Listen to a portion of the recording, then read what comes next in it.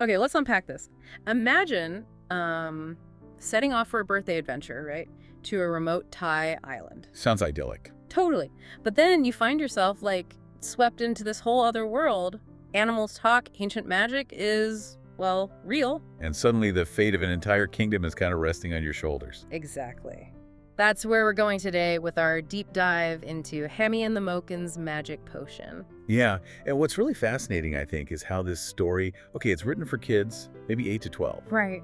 but it really digs into some pretty complex themes. You've got environmental stewardship, leadership, these really powerful, unlikely friendships. All set against these real, vibrant locations in southern Thailand, which is pretty cool. It really grounds the fantasy. It's a beautifully illustrated tale, too. Peter Stain and Marion Halliday wrote it, and Soi Chiho did illustrations as well. The artwork really brings it to life. It does. So our mission today, we're going to dig into this enchanting story, pull out the most important nuggets, you know? Look beyond just the quest narrative. Yeah, reveal not just a thrilling adventure, but also some maybe surprising insights that really resonate far beyond the pages of a children's book. So get ready for an adventure, because Yep. this deep dive is definitely custom tailored for you. Okay, so our story kicks off with this curious and brave boy, Chakrit. Who gets the nickname Hammie, right? Mm-hmm. Because he loves his hammock. Sort of like the author Peter, apparently. Yeah, exactly. So, for his birthday, he decides on a quiet camping trip. Remote Thai island, Koh Talap. He's looking for peace, adventure, getting away from Bangkok. And you see that contrast immediately, don't you? The huge city versus this, like, serene nature he's searching for. But, uh-oh, the peace doesn't last long. Not at all. He pretty quickly bumps into Goggles. Goggles, the wise, spectacled langur monkey. Love that name. Me too. Yeah. And Goggles basically throws him into the deep end, tells him the situation is dire. Right, the elderly gecko, king and queen, are really sick. Their daughter, Princess Geki, vanished. Poof. Gone. And meanwhile, these sinister yellow-spotted lizards, led by a nasty character named Ginga. They're threatening the whole archipelago's peace. It's serious stuff. And here's where it gets really interesting, I think. These lizards aren't just, you know, standard baddies. No, they're an actual environmental threat. It's quite specific. Yeah. They refuse to clean up plastic waste, and they want to sell animals to zoos.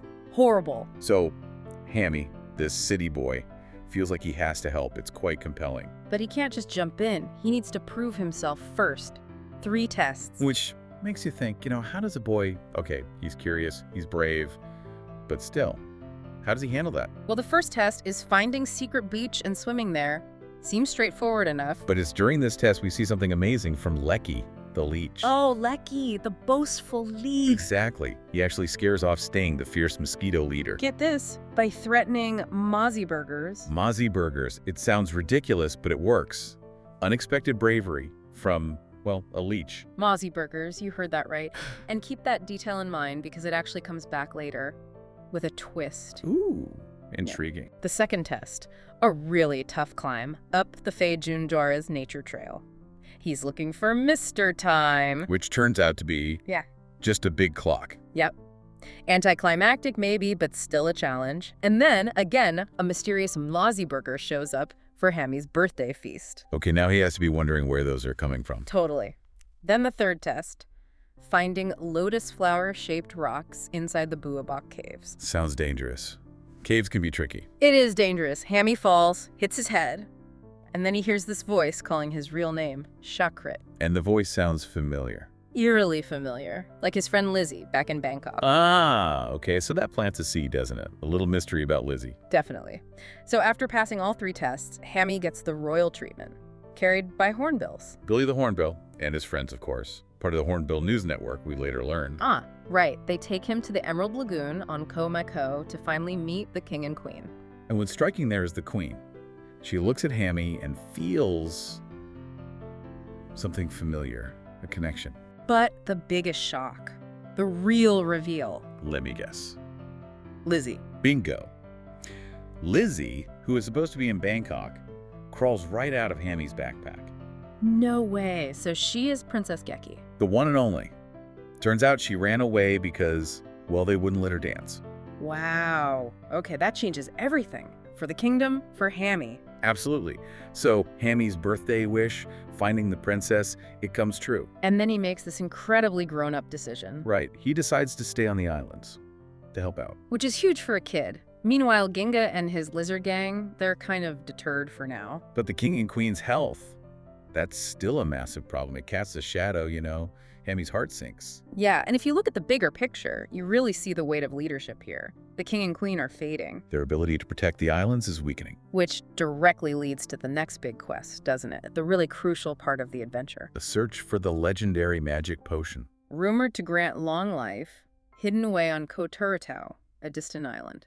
But getting there, it's not going to be easy. It's perilous right from the start. They get warnings, right? Vicious sandflies, led by Sandy. A giant octopus. And pirates. Captain Jade Dragon, no less.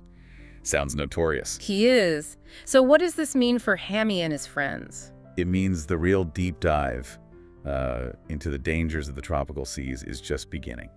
So they set sail on Captain Sumtam's boat, the Sawasdi. Which means hello and Thai. Nice touch. It is, and yeah, the journey is just one challenge after another. First up, escaping those pirates, Captain Jade Dragon. Luckily, they get a warning. Yep, from Seraphon, a mystical mermaid. Very timely. Phew. And then there's this ecological lesson woven in, isn't there?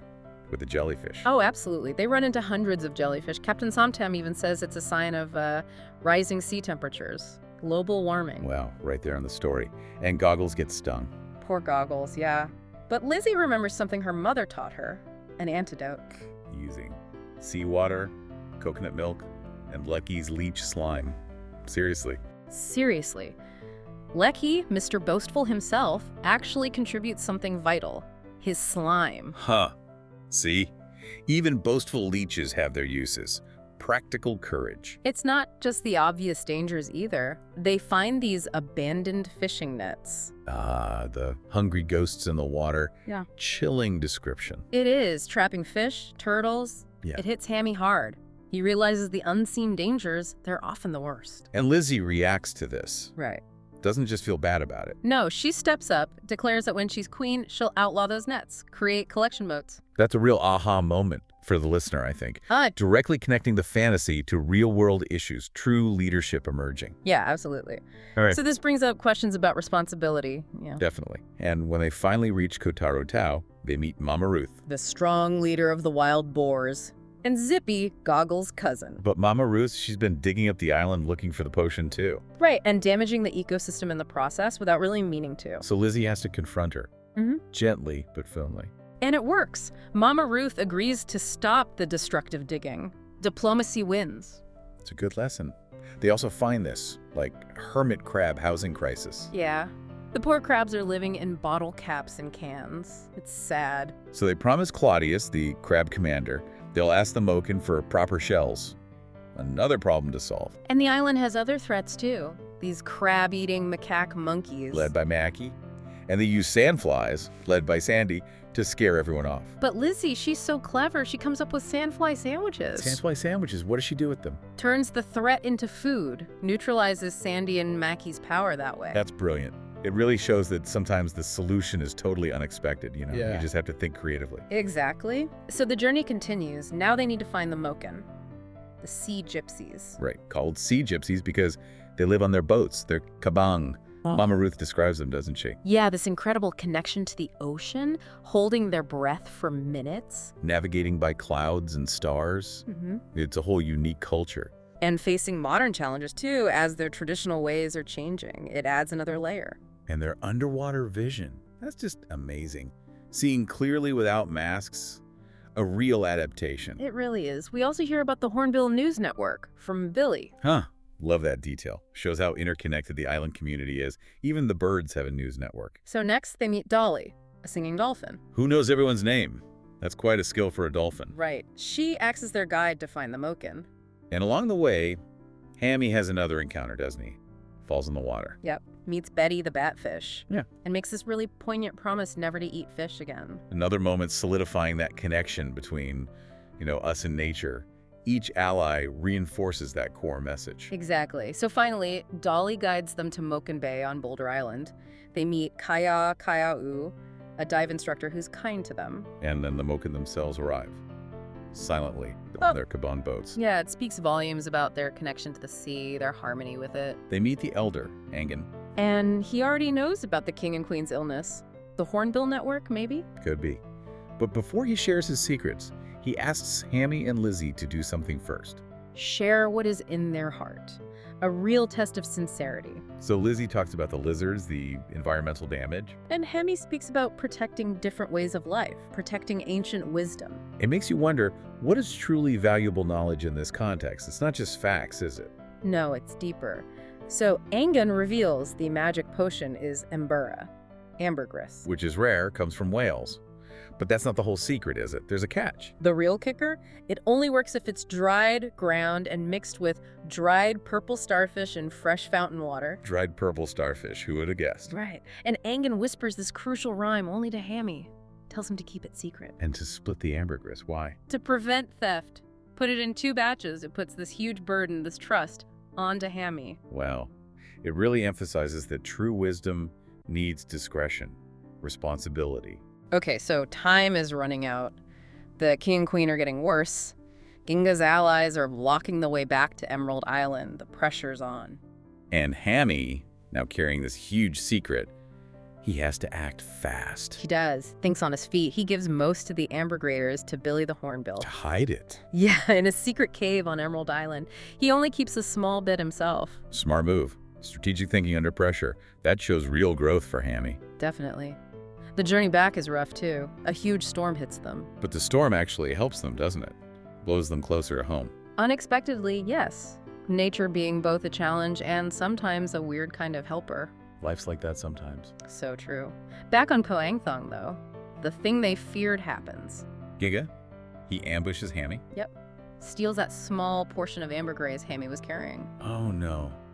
Lizzie must be devastated, thinking it's all lost. She is totally distraught. But Hammie, he's remarkably calm. Because he knows something she doesn't. Exactly. He reassures her, reveals he split the potion, and crucially that he knows the secret ingredient from Angun, the starfish. Ah. So the stolen part is useless without the starfish. That raises questions about power, doesn't it? It's not just having the thing, it's knowing how to use it. Precisely. So they need purple starfish, they go back to Secret Beach, brave another run-in with Sting the mosquito. Always causing trouble, that Sting. Tell me about it. Then they meet Billy at the hidden cave. Time to make the real potion. They grind the ambergris, the starfish, mix it with fountain water. And it shimmers, like with this magical glow. They know it's worked. Wow.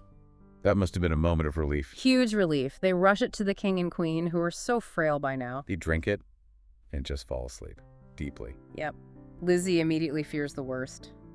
Did it work? Did they make a mistake? But Hammie stays calm again. Watches their breathing. It's steady. There's a glimmer of hope. It's tense. And then the next morning. They wake up, completely restored, full of energy, wisdom, like they're young again almost, ready to rule for ages. That's incredible. Almost like a spiritual transformation, not just physical healing. It feels that way. And meanwhile, Ginga... What happens to him? He drank the ambergris he stole, right? She did, foolishly. Without the starfish, without the proper preparation. So it didn't work. Or worse. Oh, much worse. He gets terribly ill, completely neutralized as a threat. It's a perfect contrast of genuine wisdom versus just grabbing power. So the lizards, the mosquitoes, they're not a danger anymore. And the king and queen, now strong and wise, they offer Ginga a choice. Yeah. Fight alone, powerless. Or join them, stand with them, protect the islands together. And peace returns. A negotiated peace. Based on understanding, not just defeat. That's significant. It really is. So if we zoom out again, look at the whole journey. You see this powerful arc of growth, especially for Lizzie. Right. She starts as this runaway dancer, kind of avoiding responsibility. And ends up fully embracing her role. Princess, future queen. But importantly, without losing who she is. Yeah, it shows that real leadership isn't about, like, sacrificing your identity. It's about integrating it with your responsibilities. Making tough choices, sure, but still being you. Well said. And Hammie, the boy who just wanted a quiet birthday. Ends up a hero. Not through brute force, but through courage, kindness, and collaboration. Teamwork is huge in this story. Absolutely huge. Captain Sumtam's sailing, Goggle's quick thinking, even Lecky's weird bravery. Billy's news network, the Moken's ancient wisdom, all the animals helping out. Everyone plays a part. It's a collective effort. It really is. Which brings us to the question for you, listening. How can you apply these lessons? Yeah, the lessons from Hammie and the Moken's magic potion. How do they resonate in your own life? The story really emphasizes taking care of the environment, understanding different cultures. And that idea that even, the smallest person, the most unlikely hero, can make a massive difference against big odds. It's a great reminder that knowledge, wisdom, and just genuine connection with others, that's the real magic, isn't it? It truly is. The Wow. most potent kind. So what does this all mean for you?